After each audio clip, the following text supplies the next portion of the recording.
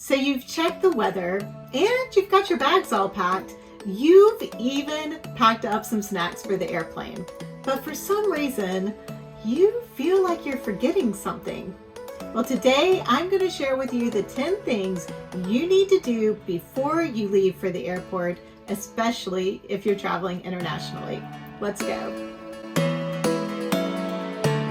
Hey y'all, and welcome. If you're new here, I'm Christi, the Gen X Gypsy, helping you to travel better so you can focus on creating unforgettable memories. Today we're talking about all the things you need to do before you call that Uber. Or in my case, before I call my niece to take me to the airport. And I'm not talking about turning off the coffee pot or making sure that the bed is made kind of things. So let's get started. First, because it is 2022 and the whole world is still in a flux, you need to know the requirements of the place that you're going to. And you need to know what the requirements are going to be for when you return home. You need to know whether you need a visa, whether you need to be tested, if you need to be tested, what kind of test is required, all of the things. There's a great resource that you can use that's kind of a one-stop shop. That's a website called Sherpa. And all you have to do is put in the country you're traveling from and the country you're traveling to, and it will give you all of that information. I will link that below, and I would encourage you to save it as a bookmark to use for the future. Not only should you check Sherpa when you are first planning your trip, but you should go back and recheck the requirements when you are about a week or 2 weeks out from leaving on your trip, just to make sure that nothing has changed. Next, you want to check the expiration date on your passport. Most places you're traveling internationally don't want to see that passport expiring in less than 6 months. And due to ongoing employee shortages and all the other crazy stuff that's happening in the world, it is taking about 8 to 11 weeks to get a passport renewal returned to you. And that is not a surprise that you want to happen right before you leave for your trip. So make sure to check those expiration dates pretty early on in your planning process.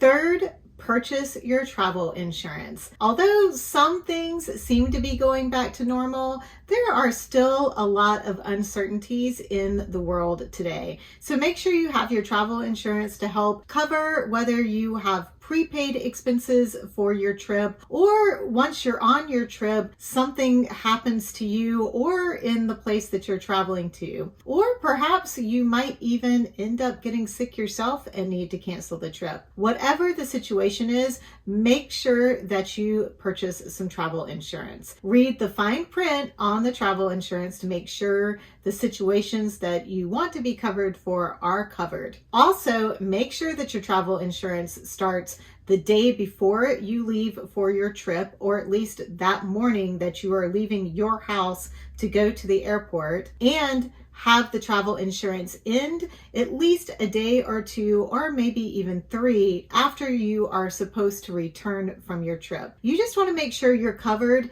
in case something happens on the way to the airport, or if you have any delays or situations come up on your way back at the end of your trip. So make sure you are fully covered for your entire trip with that travel insurance. I will link below my video that I did all about travel insurance, so you can check that out after you are finished watching this one.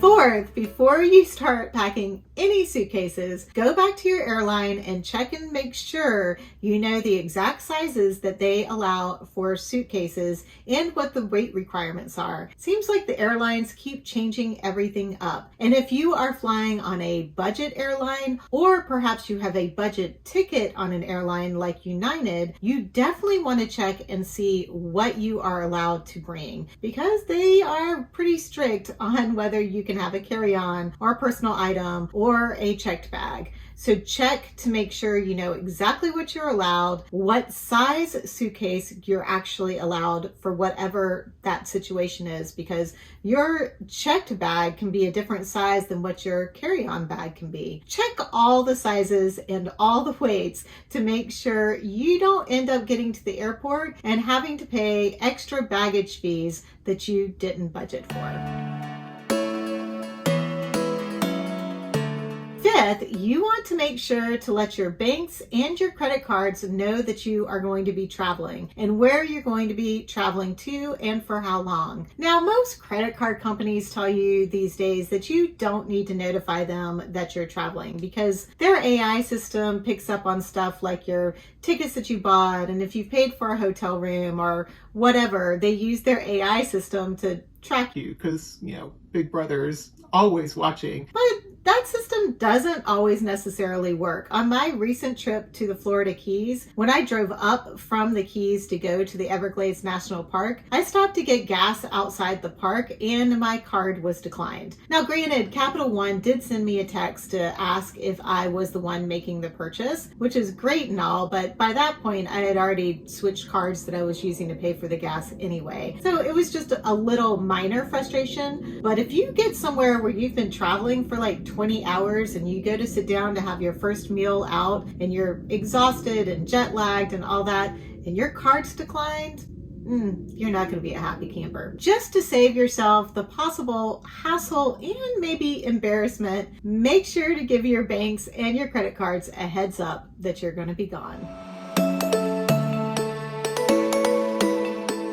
Sixth, make a digital copy. God, I cannot say copy. Make a digital copy of your itinerary, including the contact information and the addresses for your accommodations and any tours that you're going to be taking. You want to save this digital copy somewhere that you can access it that doesn't require Wi-Fi or cell service. And in fact, I would save it in a secondary location like Dropbox or Google Docs so that you could retrieve it just in case the worst thing happens and you lose your phone.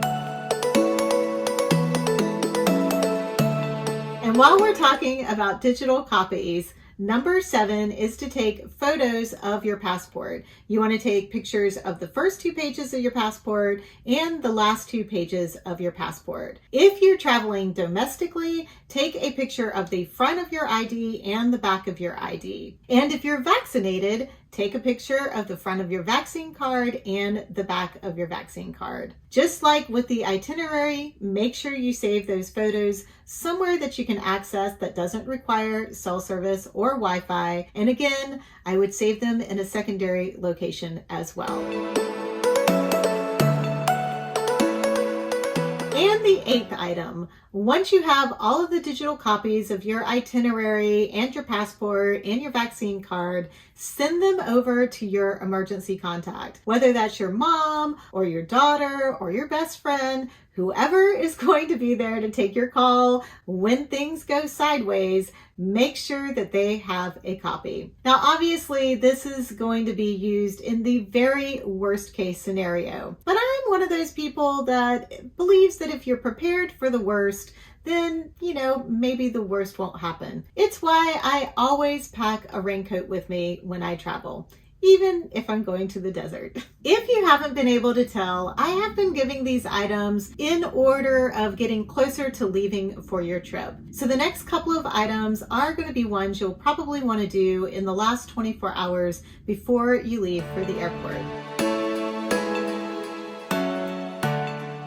Item number 9 is to download your entertainment. You will want to go ahead and download your movies, your books, your podcast, maybe your Audible books, whatever you want to use to entertain yourself on the airplane. Because most airplanes and airlines are doing away with in-cabin entertainment, they're replacing it with Wi-Fi options. Now, the Wi-Fi that comes free, I found really doesn't work all that well, and even the ones that you pay for are kind of iffy. So if you want to avoid being frustrated or extremely bored while you're on that plane, I would go ahead and download all of the entertainment that you want to have. Maybe a book or a movie about the destination that you're going to.